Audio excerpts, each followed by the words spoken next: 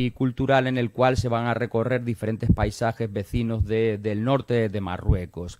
Así que es una, ya digo, una enorme satisfacción. Hay que agradecer que de nuevo nos hayan traído hasta nuestra ciudad pues a un elenco de especialistas venidos de diferentes universidades españolas, de la Universidad de Sevilla, de la Universidad de Granada, de la Universidad de Alicante, también pues especialistas formados en el Centro Superior de Investigaciones Científicas, que van a plantearnos pues diferentes temas relacionados con el medio natural de nuestra ciudad. Desde, en fin, la problemática de las especies invasoras en las aguas marinas del estrecho, hasta pues cómo la ciudadanía puede colaborar en la lucha contra el medio ambiente a través de su movilización, ¿no?, y denuncia. En fin, un espectro bastante amplio en cuanto a las temáticas que se van a tratar, que confío que sean del agrado pues de todos los asistentes.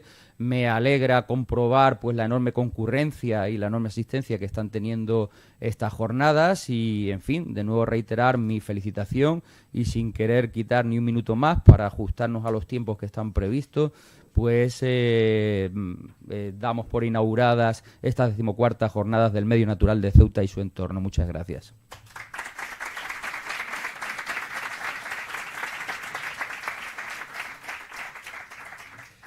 Muy bien, muchas gracias. Agradecer a Javier, como saben, consejero de Educación y Cultura y presidente del patronato del Instituto de Estudios Ceutíes, pues sus palabras. Decirles, ¿se oye bien? ¿Sí? Vale. Decirles que para mí es un placer poder inaugurar, es mi primera intervención en unas jornadas del Instituto desde que fui elegido recientemente, y para mí es un placer, lo dije en la rueda de prensa, José Luis, y lo repito, hacerlo en las jornadas de ciencias, ¿no? La sección de ciencias es un modelo de éxito, lo acaba de decir el consejero, que estamos viendo cómo crece día a día en todos estos años. Ha hecho un magnífico trabajo su decano, los componentes de la sección, que, como digo, están haciendo un magnífico trabajo y están impulsando hacia arriba esta sección a ojos luz. No solo en la organización de las jornadas, sino en las actividades intermedias que se celebran tras ellas, en las publicaciones, en el contacto con los investigadores, en promover becas de investigación que van acotando nuevos terrenos de conocimiento de Ceuta, de su entorno más inmediato, en el medio natural, y por lo tanto, como digo, para nosotros, para mí es un extremo placer, y además sé perfectamente, porque he sido decano como José Luis durante 13 años de otra sección, de la sección de Historia, lo complicado que es dar continuidad, mantener unas jornadas como esta. Sé que requieren un gran esfuerzo, de mucho trabajo, la gente quizá que no ha tenido que hacerlo, pero ese esfuerzo de continuidad, en la sección de Historia son ya 21 años, en la vuestra son 14, pues es más reciente, es importante, ¿no? Y ese tesón, esas ganas de trabajo y tal, y desde luego de la dirección del Instituto queremos reconocerlo, y reconocer el magnífico trabajo que la sección está realizando en su conjunto. Lo especifico en su decano, para no repetir todos los nombres de los miembros, pero esto es innegable y por lo tanto es para mí una gran satisfacción. También estas jornadas significan el arranque para nosotros de un año importante, el año del cincuentenario del Instituto de Estudios Ceutíes. El 4 de junio de 1969, Alfonso Sotelo, entonces primer teniente de alcalde y de Cultura y Turismo en aquel momento, decidió proponer a la Comisión Permanente Municipal del Ayuntamiento la creación de este instituto. Se demoró un poco, en realidad empezó a funcionar en mayo de 1970, después de la elección de miembros, después de echar a rodar, y es verdad que en estos 50 años ha habido mucha batalla, ha habido una refundación prácticamente en el año 89, pero lo cierto es que ha pervivido estos 50 años con publicaciones prácticamente desde el primer día, son ya cientos de publicaciones, y de actividad cultural, y por lo tanto queremos celebrarlo, y esta jornada de ciencia tienen por primera vez ese logo que emblematiza esos 50 años de trabajo del Instituto de Estudios Ceutíes. Yo, para cerrar, creo que no decir que efectivamente sigamos con las jornadas con normalidad, sí quisiera dedicar un recuerdo a una persona que nunca fue decano de la sección, pero que sin embargo fue vital para que esta sección naciera, floreciera y se desarrollara, ¿no? Lo que siento es que no puede estar hoy con nosotros, y desde aquí mi más sentido homenaje a Simón Chamorro, que además ha sido muchos años director de nuestro instituto, ha sido un gran impulsor de la sección de ciencia. Hoy estaría orgullosísimo de lo que estáis haciendo sus continuadores, pero por desgracia no lo podemos tener aquí y probablemente no está en condiciones de valorarlo, ¿no? Pero por eso mismo quiero hacer un especial y un sentido homenaje a la figura de Simón, no solo ya como decano de ciencias, desde luego como director del instituto ha sido el que más tiempo ha dirigido el instituto y con más acierto probablemente, y por lo tanto, como yo decía en mi investidura, me reclamo un continuador de la obra de Simón y de Rocío que le siguió. Y en ese sentido, pues me gustaría, en estas jornadas, que yo sé que él apreciaba especialmente, hacerle ese sentido homenaje. Muchas gracias.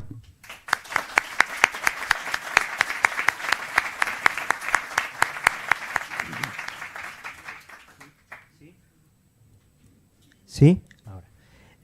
Muy bien, muchísimas gracias al excelentísimo señor consejero de Educación y Cultura por la presentación, por supuesto a nuestro director, a José Antonio Alarcón. Muchas gracias por los piropos que nos ha dado. Bien, venimos, ya son 14 años pues organizando estas jornadas, 14 ediciones, que no 14 años, porque realmente ha habido algún parón de por medio. Estamos entre 16 y 17 años, desde que allá por el 2003 iniciamos las primeras jornadas sobre el medio natural de Ceuta y su entorno. Pensamos que efectivamente ha ido creciendo el interés por estas temáticas. Y, de hecho, bueno, pues hoy podemos ver aquí el salón prácticamente lleno. Para nosotros es una auténtica satisfacción, porque realmente estas jornadas se organizan y se hacen para los ciudadanos, para todos ustedes, para que aquellas investigaciones que se van generando, tanto auspiciadas por el Instituto de Estudios CEUTIE como aquellas que no son financiadas o promovidas por el instituto, pues salten del ámbito académico y lleguen a todos los ciudadanos. Creemos que este es el foro más adecuado para que estas publicaciones o estas monografías científicas que viene publicando el Instituto de Estudios CEUTIE, o bien que están a la espera de publicación, pues sean transmitidas por sus gestores, por sus paridores, a todos ustedes, ¿no? Y por supuesto, qué decir de Simón Chamorro, ¿no? Unirme totalmente al alegato de nuestro director, José Antonio Alarcón. Si estamos aquí hoy y celebrando estas 14 jornadas, sin duda es gracias al empuje, a la valentía, vamos a llamarlo así también, y a la mente clara de nuestro querido amigo y compañero Simón Chamorro, ¿no? Y desde aquí, pues, un sentido homenaje, ¿no? Bueno, y sin más preámbulo, damos comienzo a estas 14ª jornadas sobre el medio natural de Ceuta y su entorno. Comentaba el consejero en su presentación, bueno, pues que se van a tratar temas de suma actualidad, asuntos pues que están muy en boga actualmente, incluso a nivel de calle, ¿no? Y ven, nosotros para organizar estas jornadas hemos partido, como estamos haciendo en los últimos años, de 3 premisas básicas, que serían la variedad en cuanto a las temáticas, la oportunidad y, relacionada con la oportunidad, por supuesto, la actualidad, ¿no? En cuanto a la variedad, pues verán ustedes pues que tenemos en el constreñido marco que nos proporciona 3 tardes, al fin y al cabo 6 ponencias distintas, pues intentamos abarcar temáticas muy diversas, de forma que toquemos en la medida de lo posible un amplio abanico de afinidades temáticas, y sobre todo pues que puedan ser colmados la mayor parte de los gustos personales de aquellas personas que participáis, ¿no? O participan en las jornadas. En cuanto a la oportunidad y a la actualidad, pues bueno, ¿qué más muestra o qué mejor ejemplo que la propia ponencia inaugural de esta jornada, la primera de las ponencias, en la que vamos a tratar pues un aspecto muy novedoso, una cuestión muy novedosa, un problema que surgió en nuestra ciudad, también al otro lado del estrecho, pero en el ámbito sobre todo del estrecho de Gibraltar, como es la brutal invasión biológica generada por este alga exótica Rugolopteris okamurae. Es una cuestión, pues bueno, yo creo que todos los ceutíes hablamos de esto. En cuanto a oportunidad me refería, comenzamos ya la temporada de baño, sabemos que están las playas, pues en muchas ocasiones y sobre todo cuando aparecen temporales de levante, se nos acerca uno para este fin de semana, pues las playas aparecen con enormes o ingentes arribazones de este alga invasora, que además está generando graves problemas a la administración en cuanto a la gestión de esos residuos que llegan a la playa.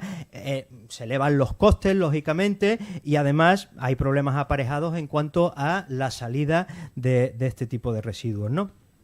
Pero bueno, esto es la punta del iceberg, como aquel que dice, porque nosotros vemos lo que estamos viendo fuera del agua, ¿no? O de la lámina de agua. El problema realmente, o la catástrofe realmente, la tenemos dentro, ¿no? En los fondos marinos. El alga vive... Bueno, ahora pues el ponente nos hablará largo y tendido del asunto. El problema realmente está en los fondos, ¿no? Y en los graves problemas que está generando en los hábitats marinos autóctonos de nuestras costas, ¿no?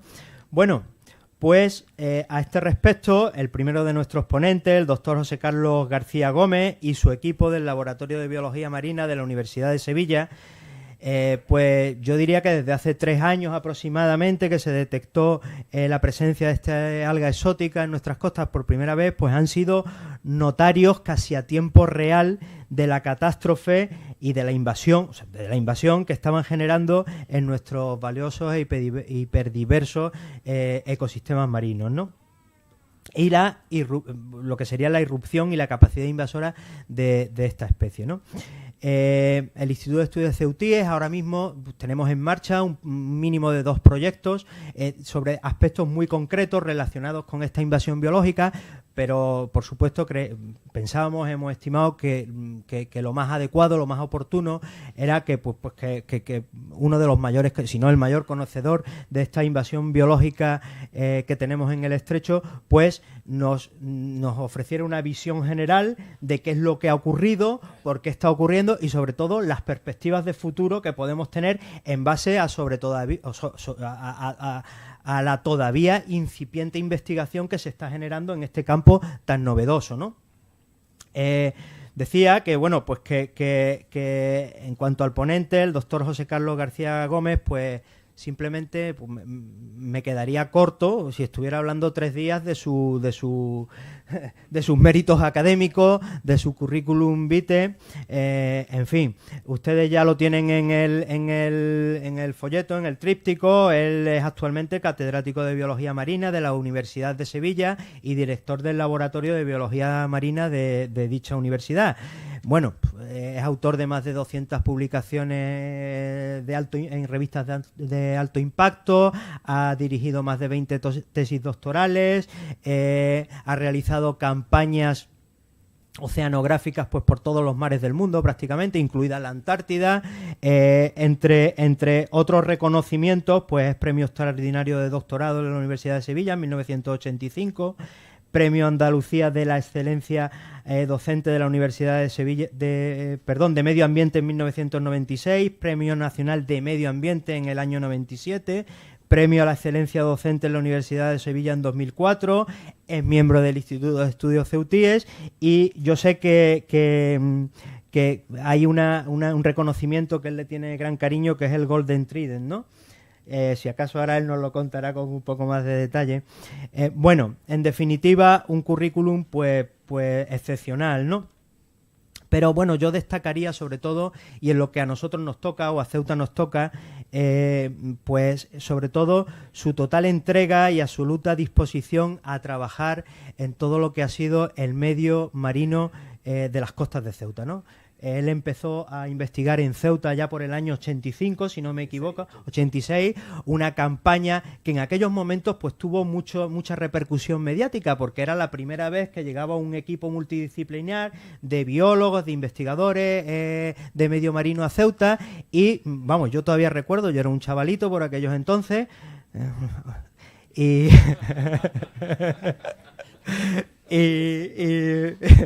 Y bueno, dieron además una conferencia en el club de actividades subacuáticas, en el CAS, ¿no? En el Club Náutico CAS, que yo me quedé pues realmente obnubilado, ¿no? Cuando vi aquellas diapositivas, porque eran diapositivas lo que se ponía en aquella época, de esos nudibranquios con esos colores, esa fauna submarina pues desconocida para casi todo el mundo, ¿no?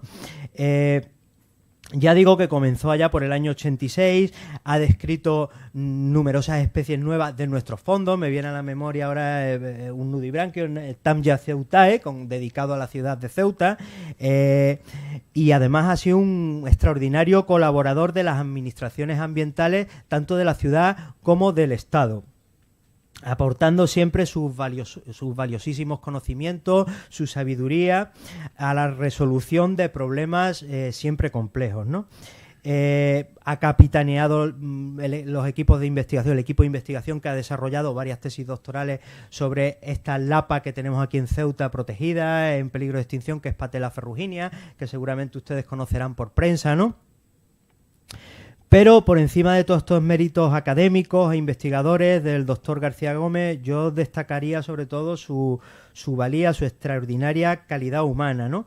Es una persona totalmente accesible, sencilla, siempre dispuesta a ayudar y a aportar soluciones, y además de un trato muy cercano, exquisito y amable, ¿no? Cosa que nos viene demostrando desde hace más de 2 décadas, con una intensa colaboración con el Instituto de Estudios Ceutíes. Y no en vano es un destacado miembro correspondiente de nuestra institución. Pues bien, para el Instituto de Estudios Ceutíes es un verdadero placer y un honor pues contar con personas de la talla científica y humana del doctor García Gómez, y más aún poderlo presentar en estas nuestras jornadas, que evidentemente también son las tuyas. Muchas gracias.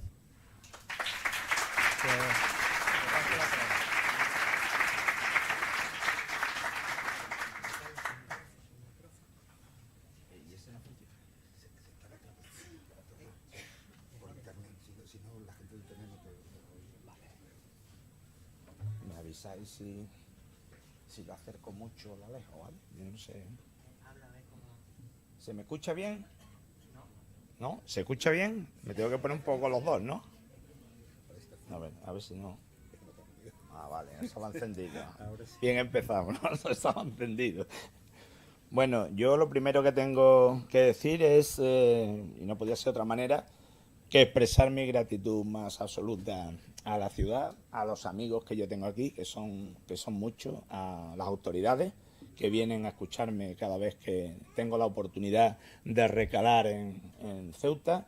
Y bueno, sí que tengo que decir, en relación a la amabilísima presentación que ha hecho mi íntimo amigo José Luis Ruiz, que no me merece, pero que bueno, he tenido que soportarla estoicamente, casi me he hecho a llorar, y no, así de a gusto, y a cualquier sitio a dar conferencia, esa es la verdad.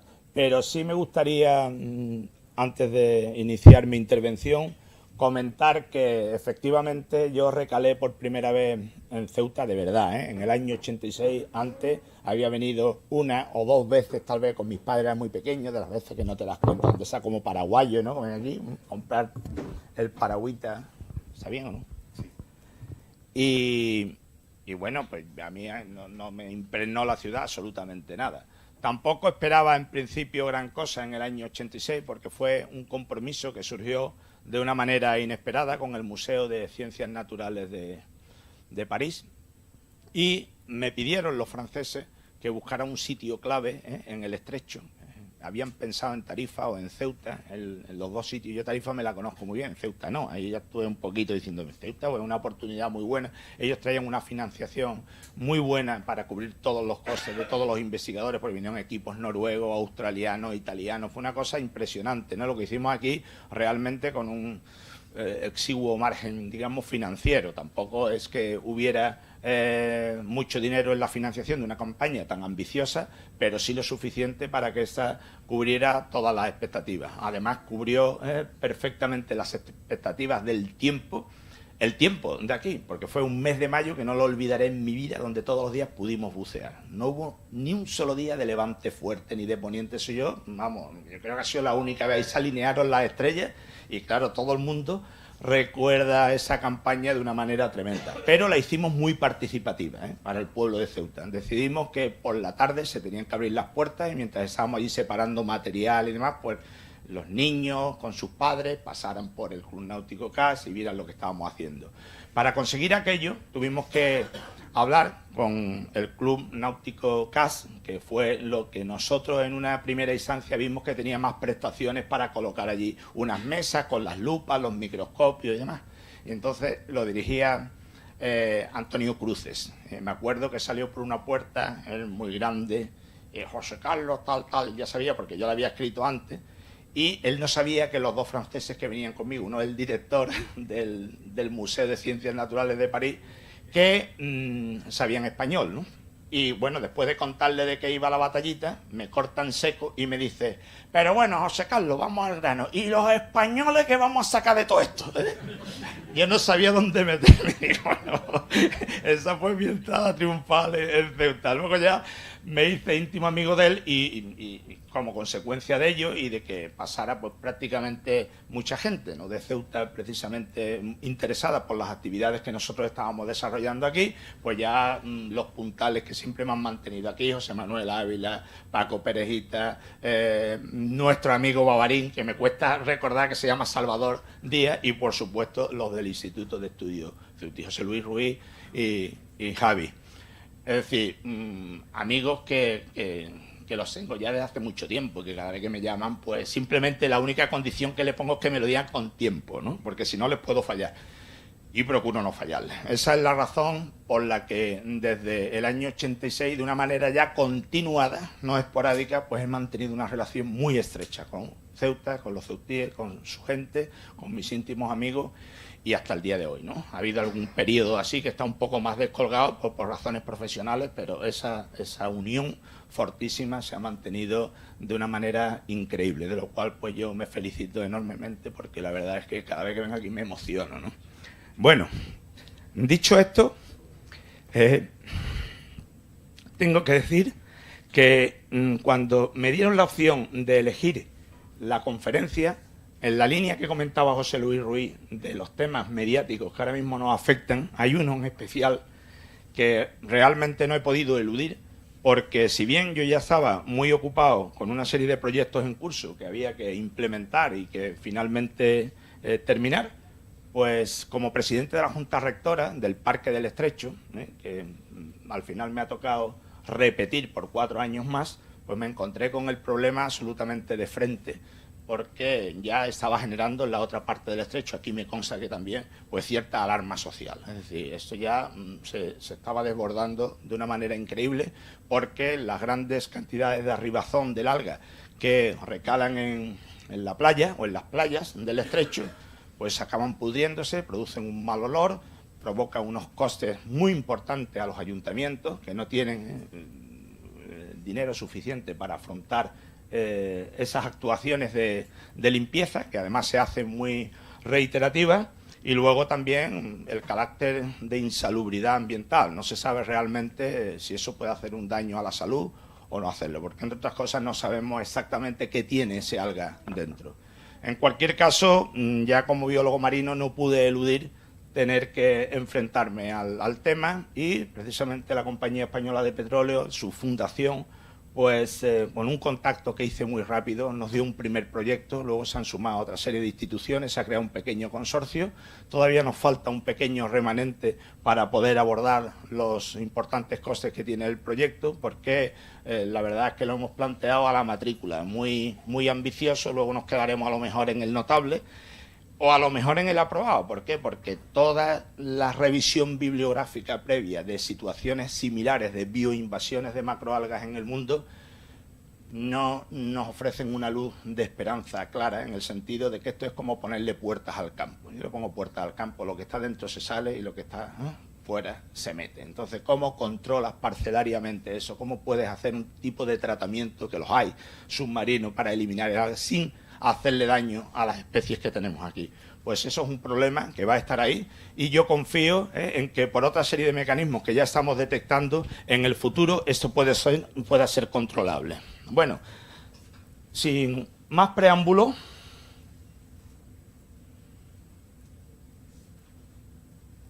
Simplemente comentar que el tema de las bioinvasiones no es que esté de moda ahora, es que es una auténtica realidad insalvable, porque a nivel mundial y con el calentamiento global, muchas especies que encuentran un vector de dispersión, como puede ser un barco o una botella de plástico, tienen una capacidad impresionante de colonizar espacios y zonas geográficas extraordinariamente alejadas de sus puntos de origen. Esto está ocurriendo en el mundo entero, ya hay una serie de cifras y de datos que reflejan la magnitud del problema. Se sabe ya con certitud que el principal vector de este tipo de bioinvasiones y de colonización de especies exóticas de hábitats muy alejados de los suyos originarios, el principal vector es la navegación, el tráfico marítimo, ya sea por fuera, en lo que se llama el biofouling, las incrustaciones que se pegan en los barcos, en el casco, que hay que limpiarlos cada cierto tiempo,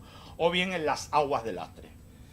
Y luego hay otra serie de vectores, como es la acuicultura y como son algunas, digamos, algunas vías que vamos a comentar muy sucintamente ahora para que veáis hasta qué punto este es un tema serio, como es la alteración del ecosistema por la invasión, entre comillas, de los plásticos a nivel mundial. Un plástico flota, un plástico tiene una capacidad tremenda de poder soportar vida marina, de la que necesita un soporte sólido para fijarse y, por tanto, para transportarse.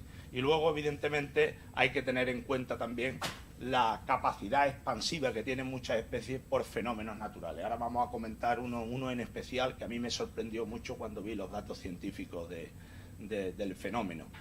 Por lo tanto, hay que estar muy bien posicionados con lo que tenemos delante, muy bien posicionados, ver la forma en la que, en algunos casos, podríamos aplicar medidas preventivas o de mitigación del problema. Ahí veis precisamente los plásticos, como después de mucho tiempo pululando por los océanos, pues acaban siendo prácticamente irreconocibles por el recubrimiento biológico, y eso puede trasladarse pues miles de kilómetros de distancia. Si las especies parten de un sitio origen y llegan a un sitio receptor y las condiciones son mínimamente favorables, lo cual se está propiciando cada vez con más intensidad debido al calentamiento global, pues digamos el escenario está servido para que el fenómeno de las bioinvasiones sea ya un fenómeno totalmente generalizado. Lo que antes comentaba, a lo que hacía referencia de lo que es un proceso de expansión natural, se encuentra en las erupciones volcánica. La famosa piedra pómez, ya sabéis que flota, pues es un vector, es un vehículo de traslado de numerosas especies que viven en el Índico, en el Pacífico, incluso en el Atlántico tropical, y que pueden acabar en otro océano, constituyendo una bioinvasión, precisamente por un vector que en este caso no es artificial, sino que es totalmente natural. Eso es lo que antes comentaba, ¿no? Los cascos de los barcos, hay que tener muchísimo cuidado con ellos, especialmente con los barcos que protagonizan grandes singladuras a escala oceánica, es decir, aquellos que navegan miles de kilómetros y pasan de un punto de origen que puede ser el Atlántico y recalan en el Pacífico, por poner un ejemplo, o viceversa. Ahí es donde están los altos niveles de riesgo, no solo por la parte del casco en sí mismo, superficial, sino también por la parte interior, como veremos en un momento. En cuanto a la dispersión de las macroalgas, que la protagonista que ocupa esta ponencia es precisamente una macroalga, pues el tema es exponencial. Los estudios científicos ya se ha visto que en torno ya a 2010, y bueno, y lo que hay ya en torno a 2015, pues es tremendo. Lo tenéis ahí, esto es una referencia que está tomada del año 2015, es decir, esto se ha disparado por completo y vamos a tener que aprender a convivir con ello. Las aguas de lastre a las que antes hacía referencia, pues son absolutamente necesarias para embarcaciones enormes, son buques de transporte y cuando van a recoger la carga tienen que lastrar con agua de mar el barco para que éste tenga estabilidad durante la navegación, pero cuando llega al punto origen suelta el agua para dejar ya esto libre para la carga. Cuando suelta el agua, pues suelta agua del Atlántico en el Pacífico, del Pacífico en el Índico, del Pacífico en el Atlántico, con todos los bichitos y plantitas que pueda haber dentro, aunque sea a una escala microscópica de esporas. Eso es un problema tremendo y eso hay que tratarlo en origen o en la zona receptora mediante un tratamiento de esas aguas, por ejemplo, con luz ultravioleta C. La ultravioleta C pues va entre 200 y 280 nanómetros. Es una luz altísimamente energética, es completamente biocida en el acuario de Sevilla.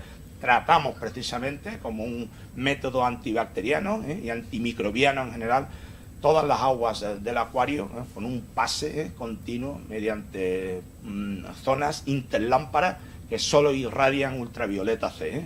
Lo mata absolutamente todo, esteriliza por completo el tema.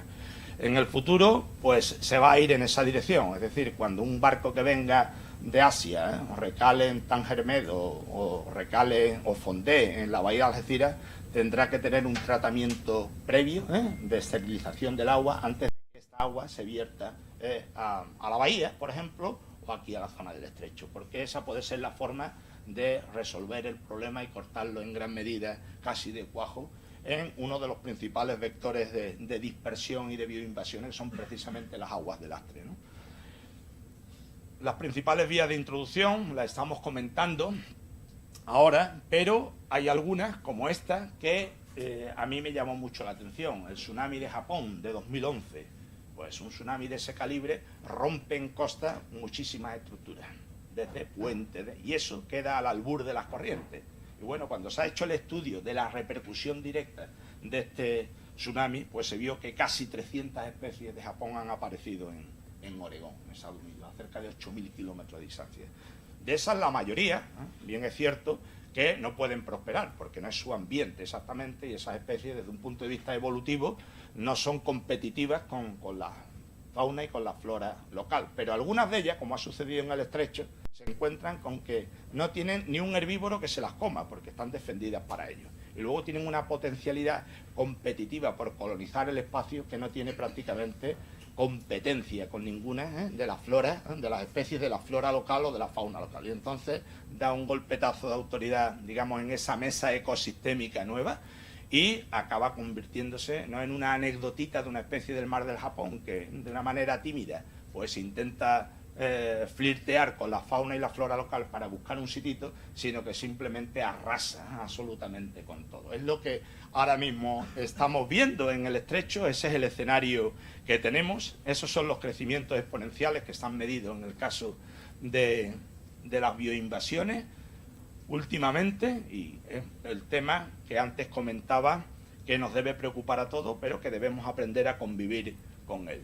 Ahora existe un caso similar en el mundo al del estrecho, que es el del sargazo del Caribe. La diferencia es que el sargazo del Caribe y la zona donde está protagonizando esa bioinvasión es de una especie del Caribe, no es una especie exótica. Simplemente lo que se ha visto es que con el calentamiento global están cambiando las corrientes allí y en el transcurso de esas corrientes se están encontrando unas inyecciones de nutrientes que provienen de fuentes de contaminación que hacen que la especie se desborde en crecimiento. Y eso ahora está acabando con, digamos, la zona turística, o la está castigando muchísimo, la zona de Quintana Roo, de las Islas Cozumel, donde está Cancún, etcétera. Es un problema brutal con unas pérdidas en millones de dólares tremendas, simplemente porque claro, el turista que va allí y quiere bañarse y lo que se encuentra es un cenagal de algas, donde se está bañando, pues dice, mientras esto no se solucione, yo no vengo más aquí, y además no le doy buena prensa.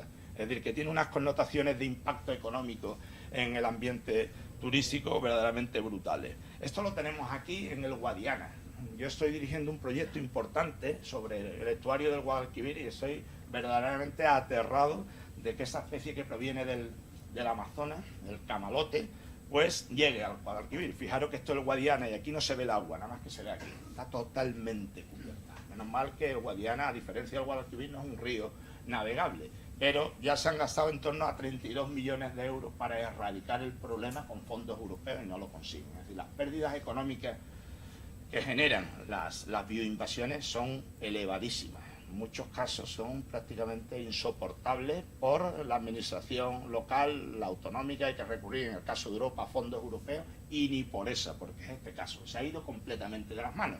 Y nosotros lo que estamos, o lo que vamos a hacer para un proyecto que está en curso, es colocar estaciones de vigilancia ambiental, estaciones centinelas que detecten de una manera rápida el inicio de la invasión para erradicarla. En el momento que eso se va de las manos, ya mal asunto. Esta es la línea de la Concepción, ahí enfrente. Y esta es nuestra alguita, la de aquí, la de Ceuta, para que la veáis, de hace un par de años. El problema está en el estrecho, perfectamente afianzado. Esto es Bolonia, el año pasado, ya lo veis, y a Bolonia no había llegado, ha llegado en menos de un año, o sea, sirvió o actuó a modo de cortafuegos la isla de Tarifa, desde Tarifa hacia el Atlántico, para nada prosperaba. Se veía como material de arribazón, pero no se veía anclada ya, fijada en las piedras. Pues en un año ya ha pasado prácticamente el faro de Trafalgar, ¿no?, hacia Conil, es decir, ya toda esa zona la ha colonizado el alga. Sin embargo, en el Mediterráneo le cuesta muchísimo más. Es decir, Gibraltar sí que está haciendo de cortafuego y eso probablemente se debe a que cuando hace poniente, aquí, el agua allí está muy fría, porque el viento va desde tierra al mar, arrastra la superficie del agua hacia adentro y está restituida por agua profunda. Por eso, si os habéis bañado en la zona de la Costa del Sol con poniente, muchas veces se ve la gente, yo no sé cómo se puede bañar uno aquí, mete uno el pie y está el agua helada como un plato, pero helada. Entonces, este alga no se encuentra para nada bien con el agua demasiado fría y por eso precisamente puede actuar de cortafuego. Esto es el corazón del Parque Natural del Estrecho, la Torre del Guadalmesí. Esto es continuo allí y además donde está la flechita es precisamente la desembocadura del río que le da nombre a la torre, del río Guadalmesí, un río que está en el centro del Parque del Estrecho, una zona de cala o ensenada donde todo el arribazón se va acumulando y se va pudriendo, y va generando unas condiciones de insalubridad tremendas. Y luego está el hecho de que antes de salir el material de arribazón pues se concentra en el agua. Aquí puede haber 1 o 2 metros de profundidad y es una columna totalmente de alga empaquetada y esperando que un golpetazo de corriente la saque. Bueno, ese proceso de putrefacción masiva aquí genera un problema ambiental tremendo, no solo para el ser humano que se quiera bañar, sino para las especies autóctonas. Hay algunas que están en peligro de extinción, como la lapa a la que tú has hecho referencia, Patella ferruginea, que está en la zona intermareal. Cuando sube la marea, ese animal sale a comer totalmente en un fangal de descomposición así. Y ya hemos detectado algunas que se están muriendo por esta razón. Pero eso hay que demostrarlo. La ciencia para esto ve las cosas, uno es capaz de formular su hipótesis de trabajo, pero luego hay que convertirla en una tesis y demostrarla. Allí la tenéis. Y las situaciones geográficas de las zonas de cala o ensenada donde se están produciendo estos acúmulos y donde esta especie está siendo especialmente vulnerable. Eso lo vamos a investigar con finura para, a la hora de hacer un protocolo de medidas de contingencia que promuevan actuaciones de mitigación del problema, pues podamos priorizar situaciones, ¿no?, en función de que las especies afectadas estén en peligro de extinción o no, y ahí hasta un montón de descriptores que podríamos señalar ahora. Luego, cuando se seca, pues produce unos acúmulos que salen flotando, como si fueran esponjitas, y eso luego se va degradando fuera, ya mar adentro, y cae en el fondo. Eso está provocando un impacto que puede ser medible, lo hemos visto en algunos sitios en particular, pero fijaros en esta imagen, esos acúmulos que están en la costa lo que hacen es acorralar un montón de especies de cardúmenes, de peces pelágicos, de sardinitas, de boquerones, y al final no salen de ahí. No sabemos si es que realmente falta el oxígeno al final, o estas especies cuando se está descomponiendo sueltan unos productos tóxicos a los que ahora vamos a hacer referencia, que hacen que sea absolutamente inabordable el poder vivir en la columna de agua cuando ese proceso se desata de una manera masiva con una biomasa enorme de estas especies. Con la pesca no tengo claro lo que está pasando, pero sí me escribió personalmente el presidente de la Federación Andaluza de Cofradías de Pescadores, absolutamente alarmado para que los científicos interviniéramos en el tema, porque ya no sabían cómo abordar la situación de algunos pescadores que utilizan unas artes de pesca. Ese vídeo porque no lo podemos activar aquí, pero esto es un molinete que está sacando un arte de pesca. Si uno ve el vídeo entero no ve la red, solo ve el alga impregnando la red. Yo tengo imágenes submarinas de trasmayo donde no ve el trasmayo, lo único que ve es una cortina de algas perpendicular al fondo, y tú dices, ¿aquí qué es lo que hay? Parece una pared, es una red totalmente cubierta de algas. Y los pescadores se están quejando mucho de pérdidas importantes en el sector debido a ello. Evidentemente, cuando hablamos de arribazón en playa, hablamos ni siquiera de un 10% de lo que se produce bajo el mar. Es decir, un poco la punta del iceberg. Tú ves el iceberg y dices, oye, 9 de 10 partes del total está sumergido. Tú estás viendo una de 10 partes. Pues esto es un poco lo mismo. Por lo tanto, lo que cabía esperar es que cuando uno se sumerge, pues prácticamente gran parte de los fondos rocosos del estrecho de Gibraltar están literalmente alfombrados por este alga. Cuando uno ve eso, no hace falta ser un lince para concluir que gran parte de la flora y de la fauna autóctona que vive encima de las piedras ha sido desplazada. Y es una especie potentísima desde un punto de vista competitivo, no solo porque te empuja a irte, sino si estás perfectamente instalada, te rodea, como veréis algunas fotos, perfectamente, y tú observas aquello y ves que la especie rodeada, pues en principio no exhibe ninguna señal de estrés, pero en el momento que se muere te está esperando para ocupar su sitio. En el momento que ocupa su sitio ya no hay sitio en la piedra para que especies autóctonas lo ocupen, con lo cual va ganando la partida y lo va colonizando absolutamente todo, desplazando a medio largo plazo a las especies locales. Fijaros en esta grafiquita, yo en ese tipo de conferencias no soy para nada, digamos, partidario de colocar gráficas, sino ir más a las imágenes y a contar una historia, ¿no? Porque si no se hace, entre otras cosas, muy pesada. Pero fijaros aquí que estamos a partir del 60% de cobertura, es superficie de fondo recubierta por el alga, en donde hicimos un ensayo precisamente aquí en Ceuta. Pero entre 10 y 20 metros ocupa más del 80% de la superficie del fondo. Eso es una brutalidad, eso es... Por eso me he atrevido a poner el título de invasión extrema, ¿no? Es algo verdaderamente inaudito, y uno empieza a bucear en muchos tramos de las costas de Andalucía de aquí, lo que ve es eso, es decir, como una intrusa que se ha introducido en nuestro ecosistema y ha dicho todo para mí, gracias, ¿no? Y entonces hay que ver cómo esto se podrá resolver en el futuro. Para colmo, es una especie muy camaleónica, porque lo mismo se exhibe con un porte muy frondoso, muy amplio, y tú dices, qué bonita, esa está, un alga bonita, pero de pronto ves otra ahí al lado y dices, esta no es la misma, hasta que te das cuenta que lo es. Y nosotros buscamos un truquito, los que somos aquí de la zona, pues somos imaginativos y digo, cada vez que tengamos la duda, vamos a mandar una cosa de esta a un laboratorio de genética, es que aquí no vamos a acabar nunca, porque ves que la especie se manifiesta morfológicamente de forma distinta. A ver qué nos puede ayudar a descubrir qué es esta especie. A mordisco, ¿sabes? A mordisco. Entonces nos dimos cuenta de una manera muy sencilla que la especie pues sabe completamente distinta de todas las locales, pero un sabor fortísimo. No sé si habéis probado alguna vez el tataki de atún rojo, pero con el wasabi. El wasabi es para gastarle una broma a un amigo, yo se la gasté a mi hijo, porque parece guacamole, y le dije, mira qué rico está esto, pero tómatelo de golpe.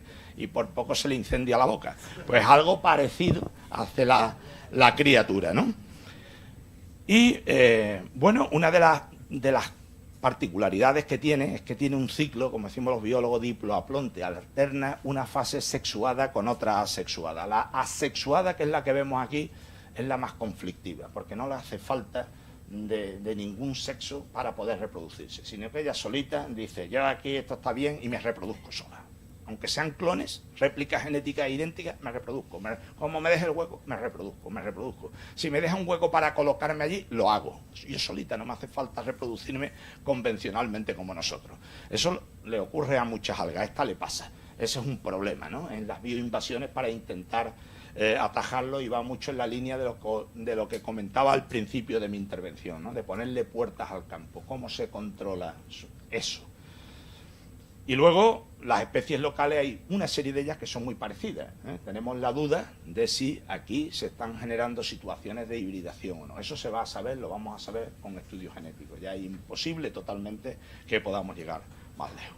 Y aquí tenéis algunas de las pruebas de cómo esta especie se puede exhibir con morfotipos completamente diferentes que hacen que estemos siempre en el ámbito de la incertidumbre con los estudios ecológicos, porque no sabemos al 100% si lo que estamos midiendo, lo que estamos cuantificando, lo que estamos estudiando es esa especie o otra invasora que se ha colado, porque es que eso ya es una cosa continua.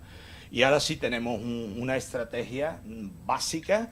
A lo largo del mes de julio vamos a mandar a laboratorios genéticos especializados todos los morfotipos, todos los casos raros, para salir de cualquier tipo de duda en relación a lo que estoy comentando.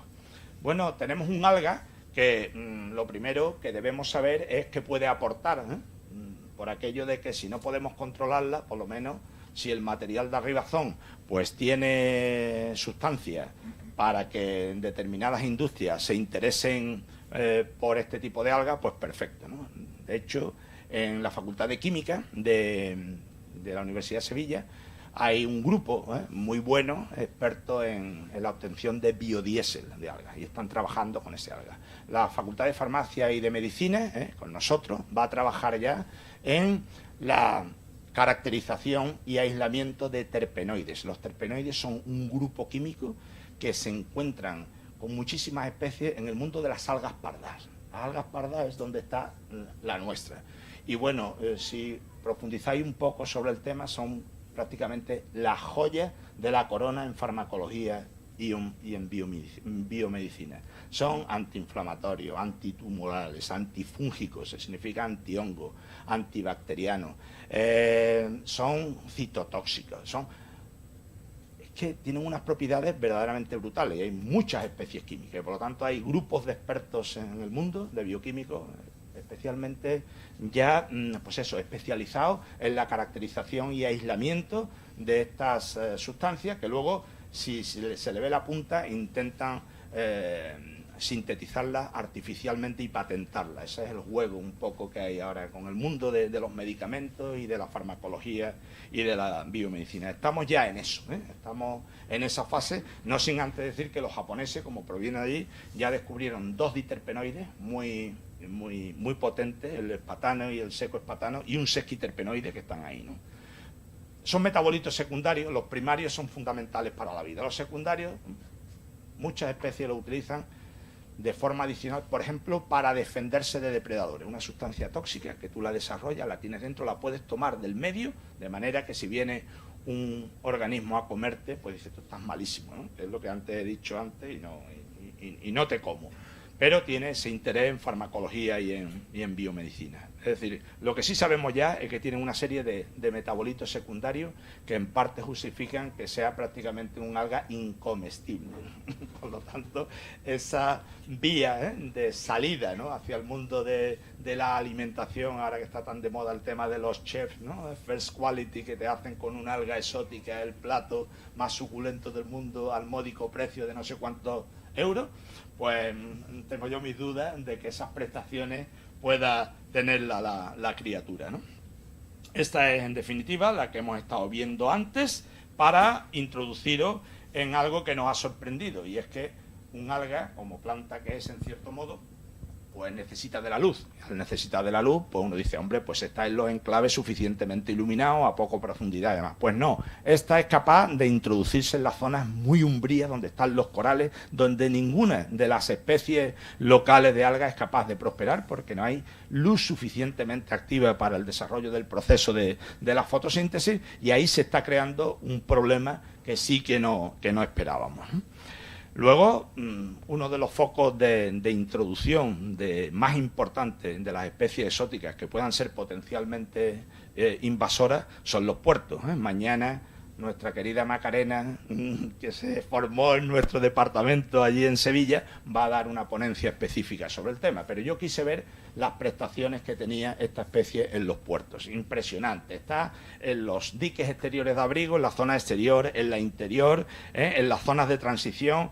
Absolutamente todo esto es la especie. O sea, cubre todas las rocas dolomíticas de cantera, que son las que constituyen los diques de abrigo para romper la energía de las olas, completamente cubiertas por la especie.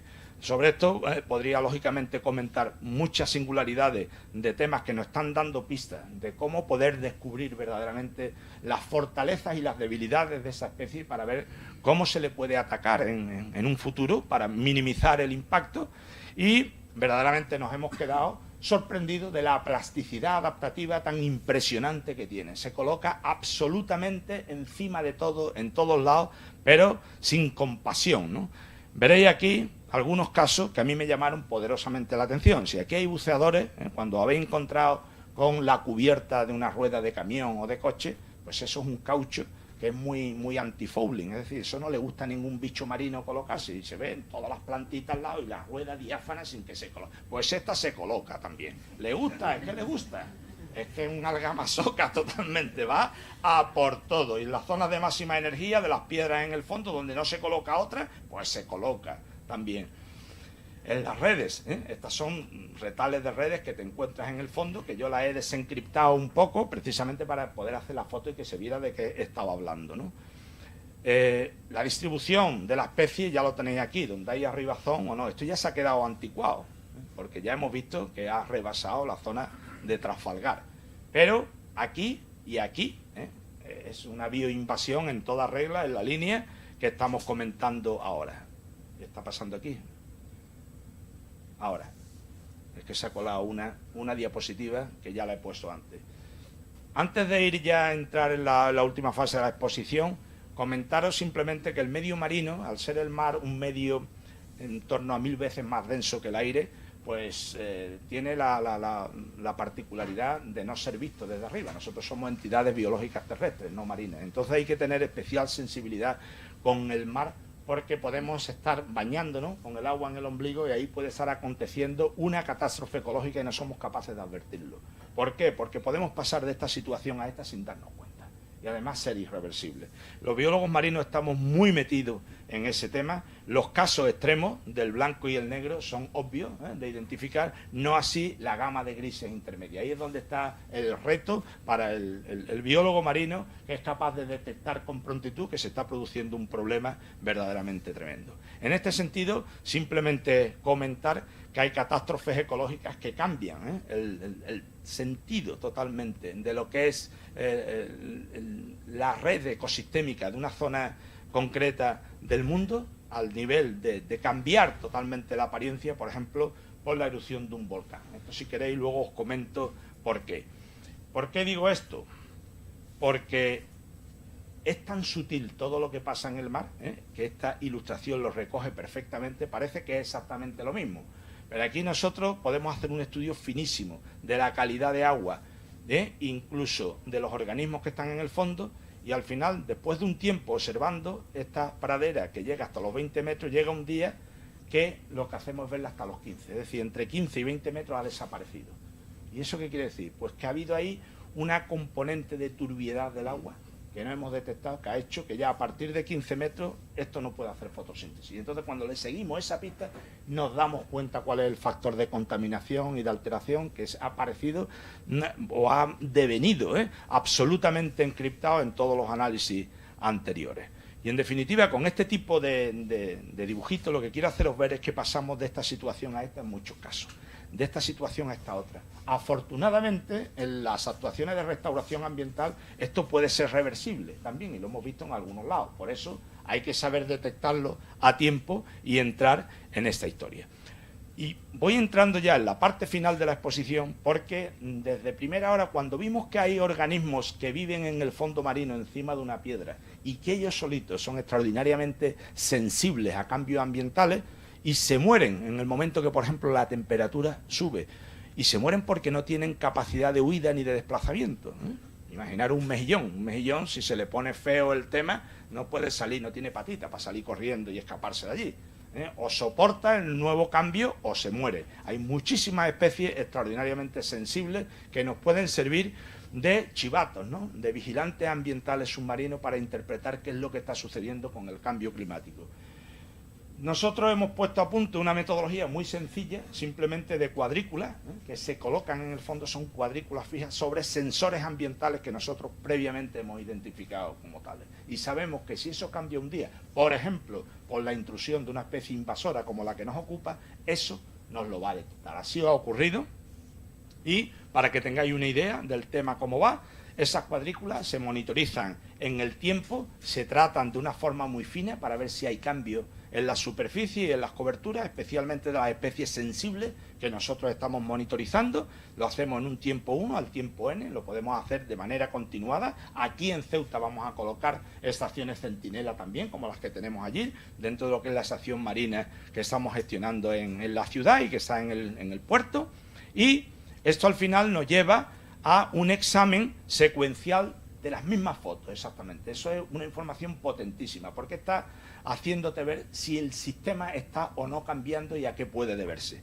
Por lo tanto, eso ha sido fundamental para detectar esta especie invasora, teniendo en consideración que, precisamente por el seguimiento en el tiempo de esas cuadrículas, al final nosotros podemos detectar el problema. Fijaros que la metodología que hemos puesto a punto consiste, incluso como herramienta participativa de los clubes de buceo, consiste en que en una página web que pusimos nosotros a experimentar, no la hemos abierto totalmente porque eso hay que mantenerlo y antes de que se te caiga tienes que tener muy controlado el asunto, pues los biólogos o simplemente los submarinistas de los clubes de buceo hacen la foto en su estación centinela, se implican en la conservación del medio marino, la superponen en el tiempo y nosotros hemos desarrollado un software que analiza las diferencias. Y eso te lleva directamente por abreviar, a un semáforo. Inmediatamente el semáforo se enciende una luz. Si se enciende la luz verde, no hay diferencia significativa, no hay ninguna alteración, esto está bien. Y no hace falta hacer ningún tipo de estudio más. Si se pone naranja, algo está pasando, y ya los científicos vemos si eso es señal de alerta ambiental seria, para ver cuál puede ser el origen del problema. Pero si se enciende roja, ahí se ha producido ya un daño clarísimo y hay que ver cuáles han sido las causas que lo han producido. En ese sentido, así detectamos nosotros cuando entró en 2016, después de estar en 2015, el alga invasora. Las estaciones centinela de la isla de Tarifa ha sido impresionante y eso lo estamos cuantificando de una manera muy fina. Además lo hemos hecho en los sitios más difíciles para el alga. Son sitios altamente umbríos, donde está el coral naranja, que es una especie protegida a nivel europeo. Es una especie de ciáfila que huye de la luz, pero ahí se ha metido también la dichosa alguita. Y bueno, cuando eso lo llevamos a unas gráficas muy sencillas, pues se ve rápidamente cuándo da el salto. En la comunidad, la especie invasora, cuando invade, es porque otras se caen. Esto en un esquemita más sencillo lo vemos aquí, ¿no? Entra en enero de 2016, arranca hacia arriba y las demás se vienen abajo. Simplemente el coral naranja se queda porque no mueren las colonias, hasta que eso está pasando ya este año. Es cuestión de monitorizar muy bien el fenómeno. Y por lo tanto, cuando eso se trabaja de esta manera, podemos avanzar mucho más en el conocimiento, sobre todo de la potencialidad expansiva de esta especie, que con estas otras que vengo a citar aquí, que también son especies invasoras, que provienen de otras partes del mundo, ninguna de ellas es capaz de aguantarle el pulso. Se las lleva por delante a todas. Esta última es algo verdaderamente impresionante y este estudio ya lo hemos hecho en plan fino. Tan es así que cuando además no tiene sitio para colocarse, se coloca encima de las nuestras. Fijaros el proceso. Esta es uno de los morfotipos agresivos. Va creciendo y se coloca encima. Le doy la vuelta a esto y esto que ya se ha muerto. Es decir, no deja absolutamente nada. Hasta los gusanitos tubícolas que viven en tubos apergaminados, como este, que lo veis aquí, se colocan en los tubos y ocluye la salida del animal y se acaban muriendo. En el caso, por ejemplo, de las holoturias pasa exactamente lo mismo. Los pepinos de mar se suben encima de los pepinos y no se sueltan. Se acaban muriendo también. Esos son ya aspectos muy puntuales, muy finos, que nosotros vamos observando de cómo esta especie invasora ataca a la fauna, pero ya independientemente, y no deja títere con cabeza. Esa especie, que se llama litófaga, vulgarmente dátil de mar, está protegida por la Unión Europea. Bueno, esta especie es litófaga, hace honor a su nombre el hecho de que vive dentro de las estructuras de piedra dolomítica, de cantera o no, que son de carbonato cálcico. Excava y ahí deja los dos huequecitos del sifón inhalante y el exhalante, son como especies de ochitos, y lo que hace esta especie es colocarse encima y ya no puede respirar y se muere. El impacto directo sobre especies protegidas que tenemos en la zona es verdaderamente notable y es una de las actividades o de los objetivos prioritarios que tenemos en este proyecto. Ya no queda tan claro lo que hace esta especie. Esto es una piedra suelta, totalmente cubierta de la invasora, con un pulpo. ¿Hasta qué punto suelta una feromona o suelta una especie de sustancia química de carácter alelopático que permita mantener a raya lo que tenga atrás? Lo hemos visto con algunos peces, las especies locales que van encima de las alguitas nuestras y se entremezclan con ellas, y cuando llegan a donde está Rubulosteris guardan una distancia. Es como dijera, esto huele mal y no, estando viva, no en fase de putrefacción, pero eso tenemos que demostrarlo, no lo sabemos con certitud. Y evidentemente cuando entran con el mundo de las gorgonias y del resto de las especies, pues es que al final no deja ni verse el motivo fundamental de la foto. En las zonas umbrías, las que son muy umbrías, no puede, por ejemplo aquí, pero aquí hay una oscuridad casi total. Esta foto está hecha con flash, ¿no? Y esto es lo que comentaba en un principio. Esto es una cidia colonial, muy emparentada filogenéticamente con nosotros, dentro del grupo de los cordados. Y bueno, nosotros vimos a ver si se observaban señales morfotípicas de estrés, no tenía ninguna. Pero cuando esto se muere, ocupa su sitio. Y al final, como tú muérete, que yo te espero aquí, me ocupo tu sitio y ya no vas a volver a entrar aquí. Con lo cual, pues va ganando terreno en todas partes. Eso está ocurriendo con los erizos, que probablemente está desplazando el erizo precisamente por lo que estoy comentando ahora mismo. Con las gorgonias, que están protegidas, algunas de ellas, está pasando lo mismo. El caso de Astroides calicularis es especialmente llamativo porque al final está acabando con numerosas colonias. Nos quedaba por considerar, para ir ya concluyendo, hasta qué punto la flora y la fauna local es capaz de contraatacar y subirse encima de la nueva. Pues al principio era descorazonador, porque no veíamos más que alguna cosa incipiente como esta, que esto es una especie colonial, y se queda el primero de la colonia, y no sale ni uno más. Es decir, no pueden con ella, porque produce algo que evita la epibiosis de otros organismos. Pero ahora hemos visto que otras especies nuestras están contraatacando, se están adaptando y están consiguiendo, como llevamos una cervecita en la mano, buscarle las vueltas, ¿no?, a la invasora para frenar su expansión.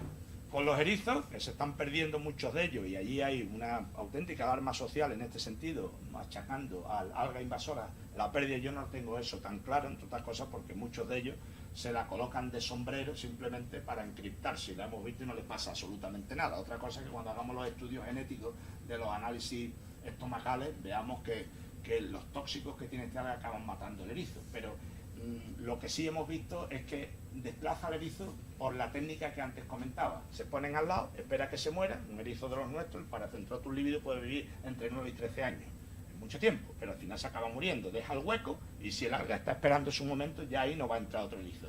Con lo cual, para ir ya concluyendo, simplemente recordar estas fotos para que veáis la última fotografía que hemos hecho nosotros de hace unos días, cómo está la situación. Fijaros, esta es la comparativa de 2016 y 2017, cuando da el salto la especie y ya vemos que se está metiendo en los enclaves umbríos. Pero esta última es muy importante.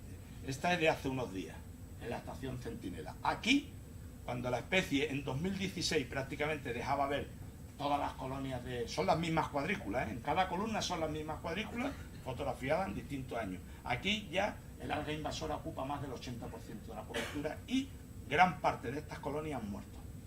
Es una medición directa del impacto real de esta especie en el ecosistema y de lo que todavía queda por venir. En conclusión, todos son fortalezas lo que hemos visto en la especie y debilidades ninguna. Destacable, quizá la de mi amigo y colaborador José Manuel Guerra, que va a publicar recientemente un artículo sobre fauna asociada, pequeñita, y él mismo me comentó, me adelantó, que se sorprendió de la cantidad de bichitos que tiene en torno al alga. Y por lo tanto, debilidades no hemos visto ninguna, en especial, Y por eso digo al final, a modo de conclusión, que tenemos un gran problema en las costas del estrecho. Muchas gracias a todos y estoy aquí a vuestra disposición.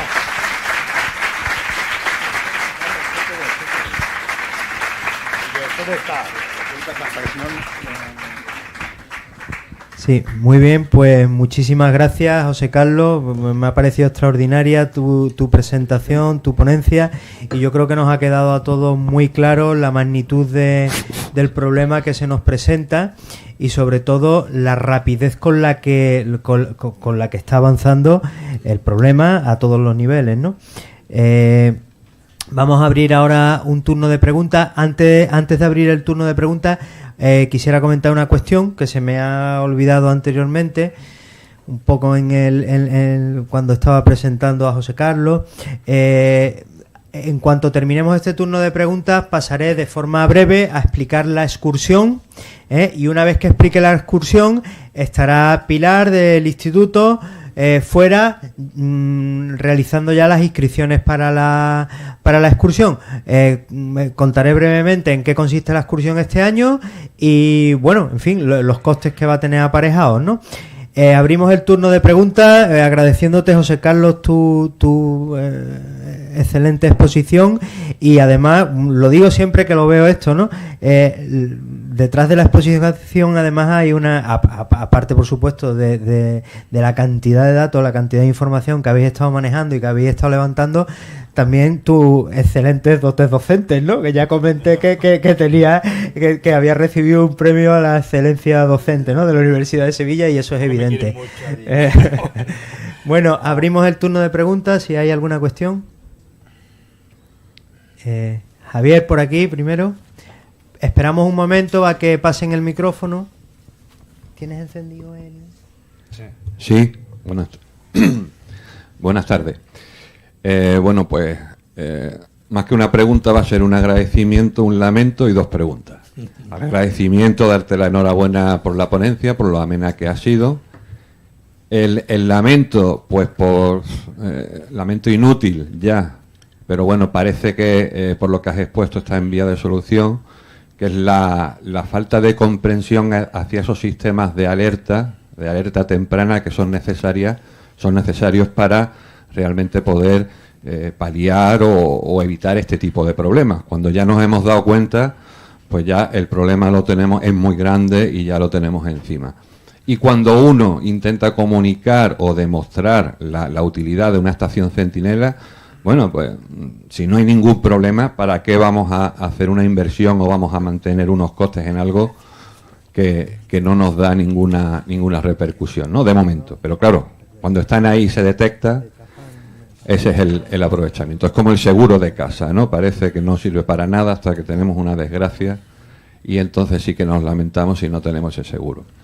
Entonces, sobre las preguntas, es sobre todo posibilidad de medida, de adopción de medidas en la práctica en dos ámbitos. El primero, en lo que son la gestión de las arribaciones como residuos y posibles aprovechamientos, porque, bueno, si no me equivoco, has presentado muchas posibilidades de aprovechamiento o de utilidades que podría tener esta especie de alga, pero me temo que ninguna todavía demostrada o real en la práctica. Sí.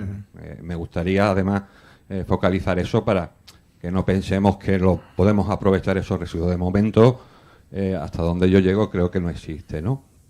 Pero sí he conocido alguna experiencia, no lo he podido comprobar, de reutilización como componente o enmienda vegetal en jardines o en cultivos.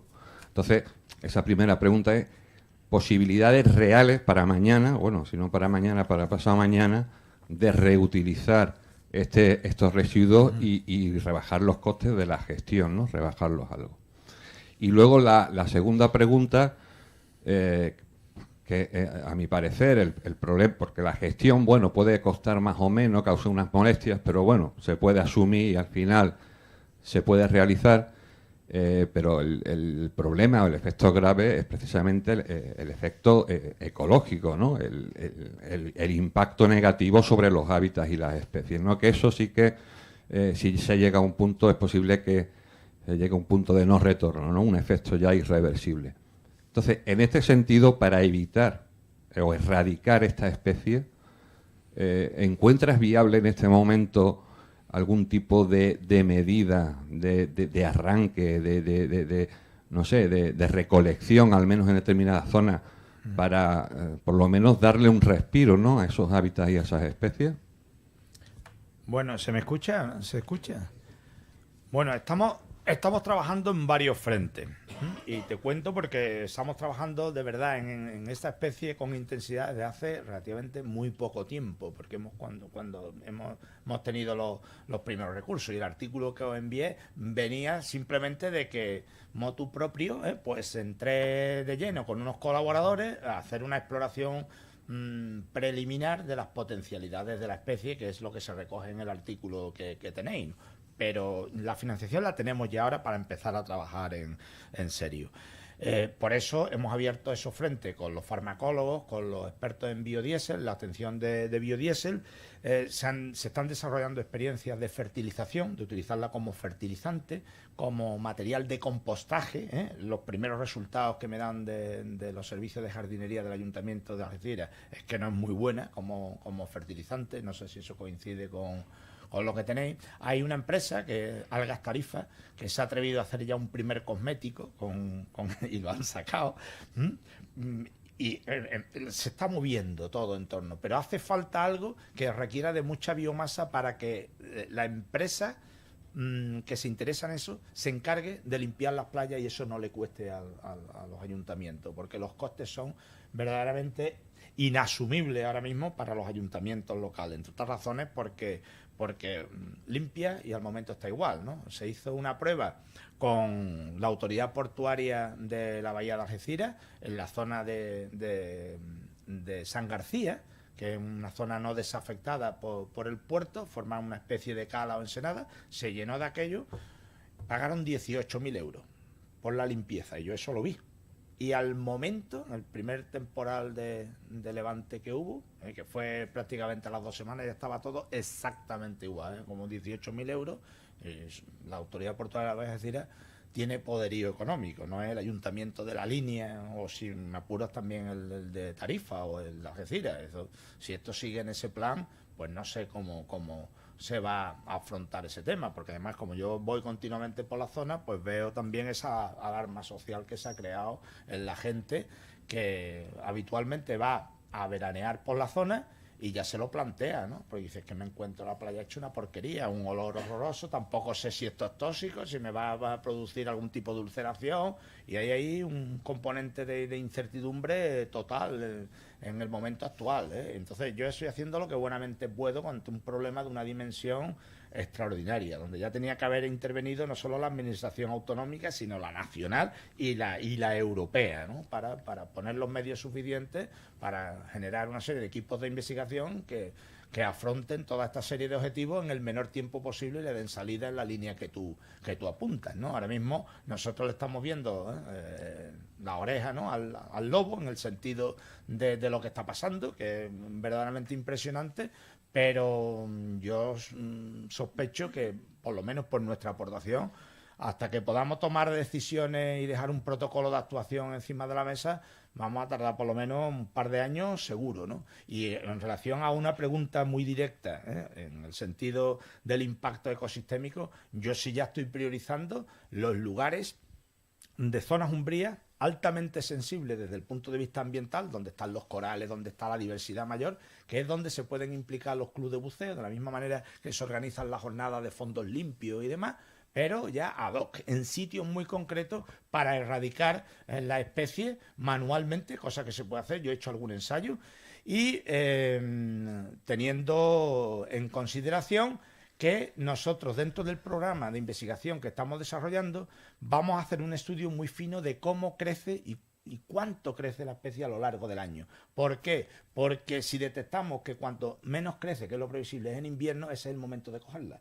no cuando se te ha ido ya de las manos, para que cuando vaya a rebrotar, pues tú toda la parte inicial de lo que son los rizoides y los estolones, ya sea por vía asexual o no, porque aquí el problema es que no hemos encontrado la fase gametofítica, que es la fase sexuada, solo la esporofítica, que es la peligrosa, ¿no? Es la que me da igual, el sexo, ¿no? Yo me reproduzco sola y conquisto y me quedo esperándote a que tú te vayas y me coloco en tu sitio, y además ya ninguno de tus especies se va a volver a colocar porque yo no me voy de aquí.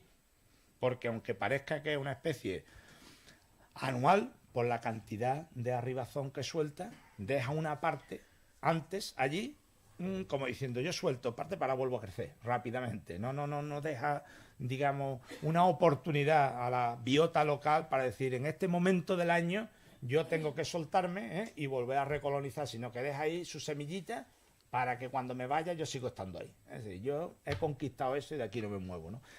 Esa es la percepción que tenemos nosotros en estos estudios preliminares que estamos haciendo. Este verano tenemos varias campañas muy intensas sobre el tema. Las vamos a tener en Ceuta porque Obimasa ha entrado también con una gran sensibilidad ambiental por la resolución del problema en este tema y vamos a abordar el asunto a dos bandas.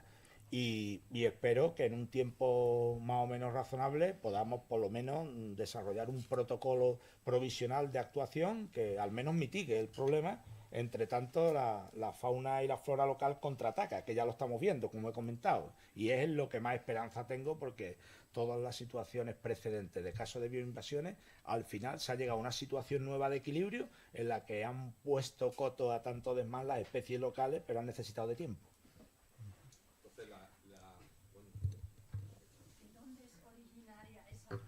Es asiática, del mar de Japón. De Japón, sí. En Corea, Vietnam, Japón está por toda esa zona.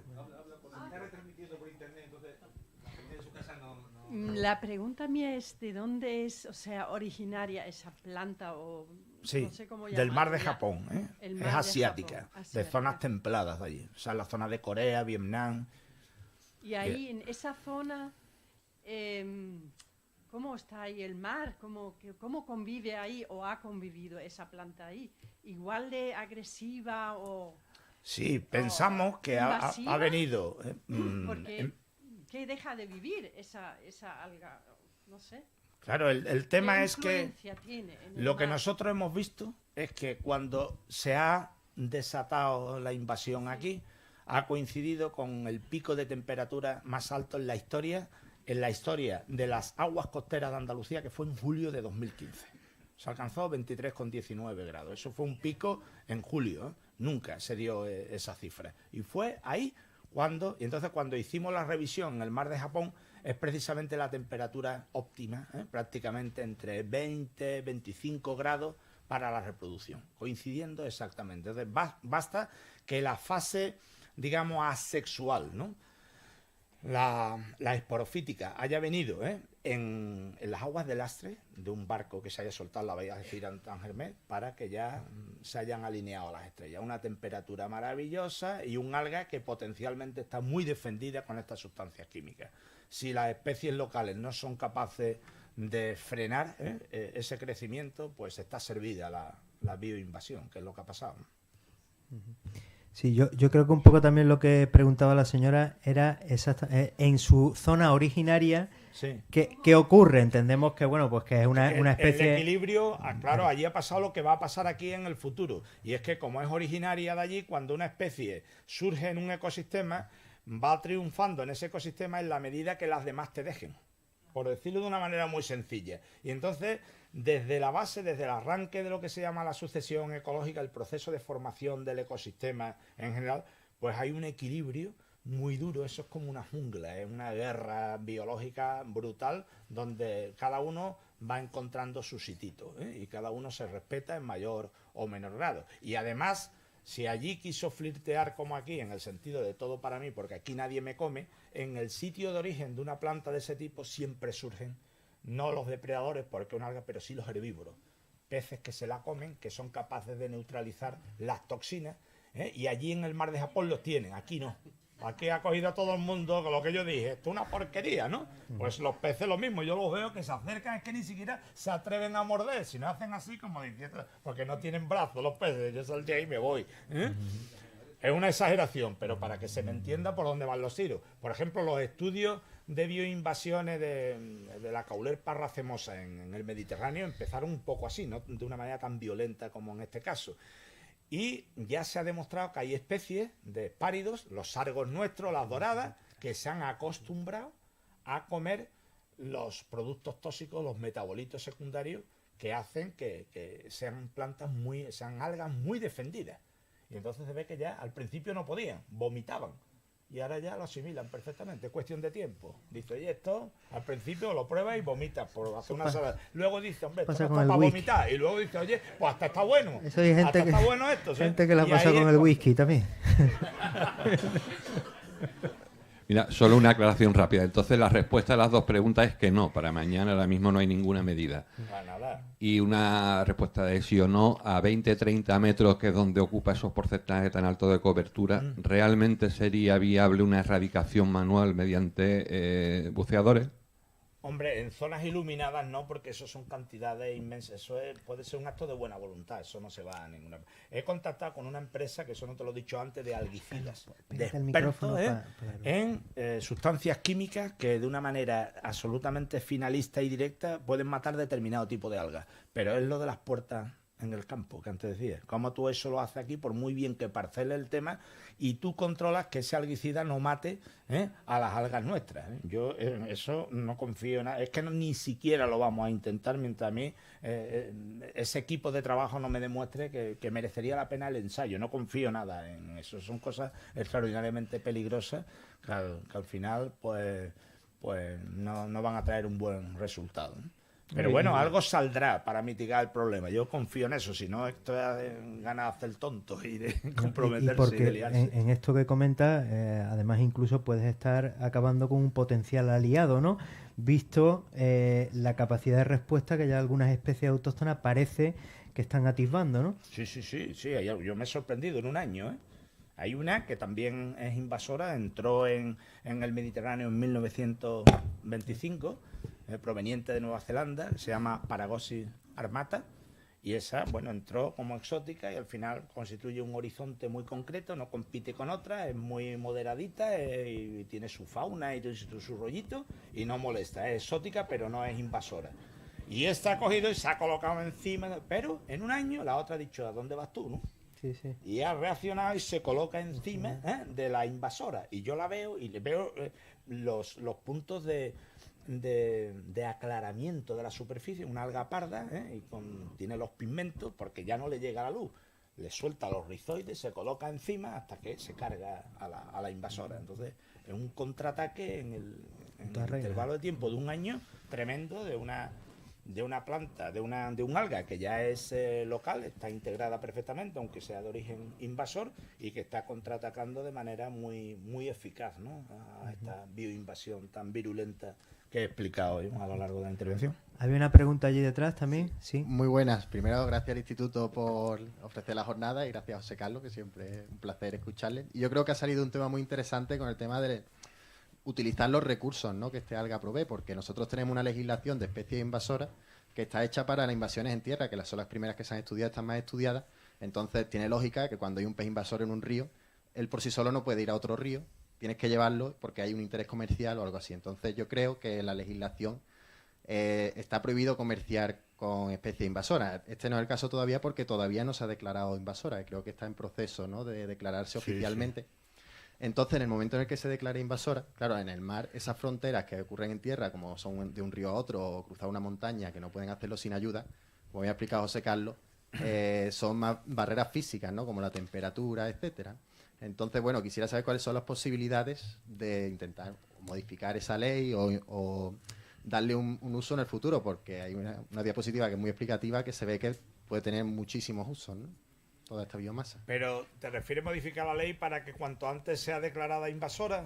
No, sino lo contrario, una vez que sea declarada invasora, sí, hacer estos casos excepcionales en los que a lo mejor sí que puede utilizarse con fines comerciales, ¿no?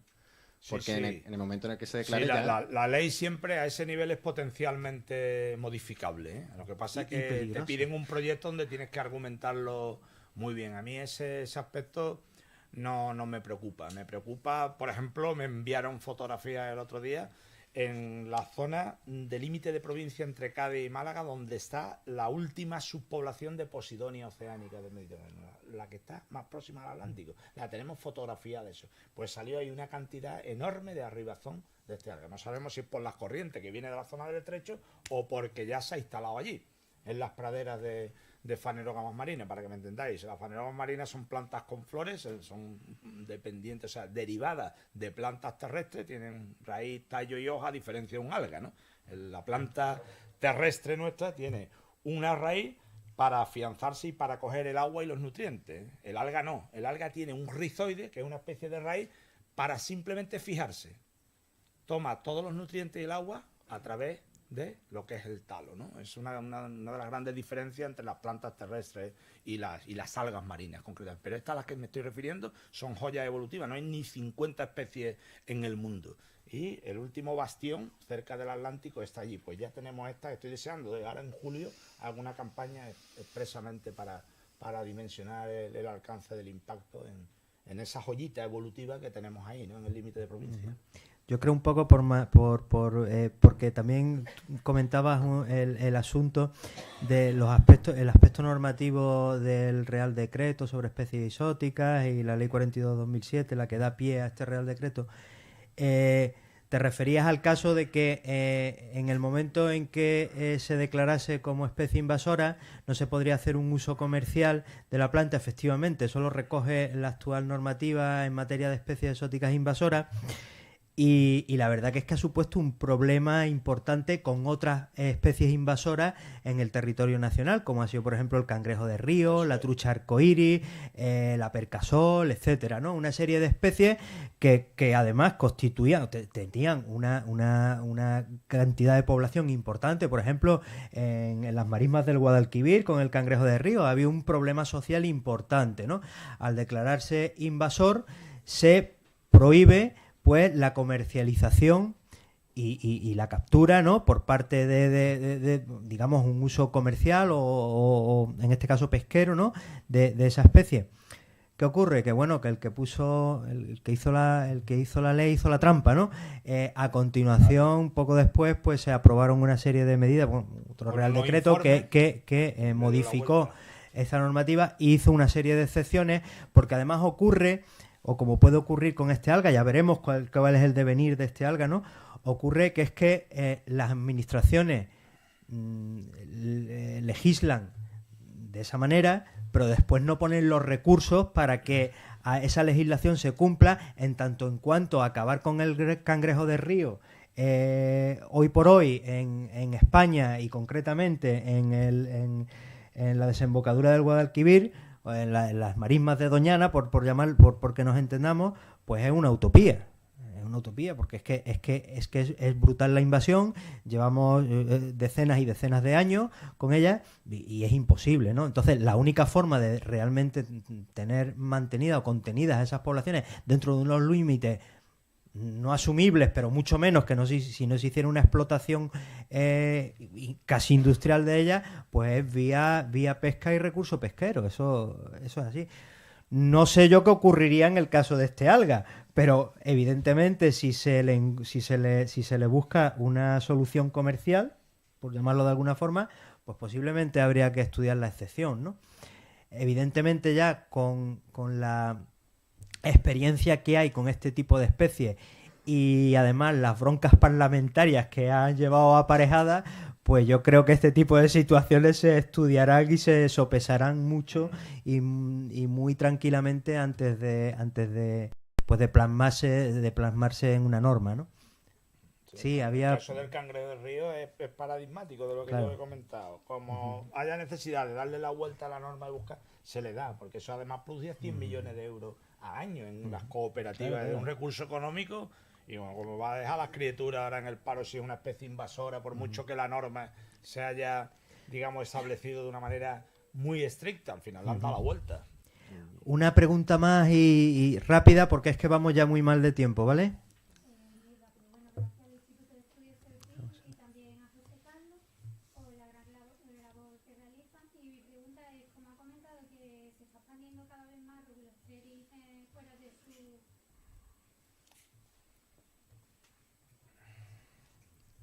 Parece que no funciona bien ahora. Yo te escucho bien. Vale. Como en la expansión de Regulosteri sigue creciendo fuera de su zona inicial geográfica, ¿cómo atraería peces japoneses? Sería una de las preguntas.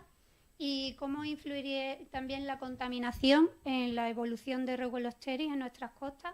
Y la tercera, ¿cómo afectaría la alimentación de la ingesta de peces nuestros que se han adaptado a comer Regulosteri o camoral? Gracias. Bueno, yo en relación a a la primera, eso en biología hay que tener muchísimo cuidado, porque todos los experimentos que se han hecho de traerte el DP pasó con, por ejemplo, con el conejo, ¿no? Y el zorro en Australia también.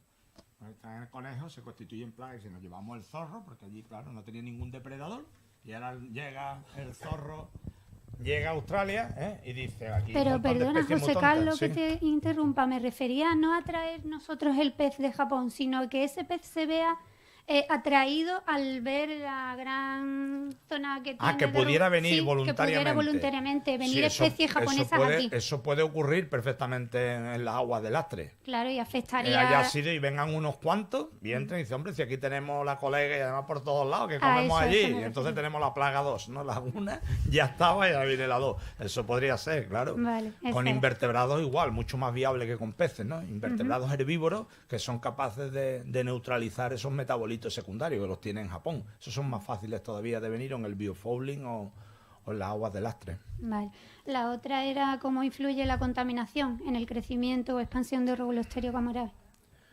Bueno, yo pienso que si la especie se encuentra en un sitio donde haya un aporte importante de nutrientes, viendo cómo es capaz de desarrollarse en cualquier parte, se va a ver muy beneficiada, ¿no? Sin embargo, lo que he visto en particular en zonas muy antropizadas o parcialmente antropizadas, interior de puertos y demás, está, pero no está tan bien como en zona de aguas libres, entre otras cosas porque dentro de un puerto en el agua es como llaman los ecólogos de modo calmo, ¿no? No se mueve prácticamente y no se mueve la energía, ¿no? Y son algas altamente energéticas, eso se ve perfectamente incluso en los escalones donde se asienta en las piedras en el fondo, donde se coloca, donde pega la corriente y se produce la derivación ahí es donde se colocan, no los sitios por ejemplo completamente planos, donde le cuesta trabajo afianzarse y demás, ¿no?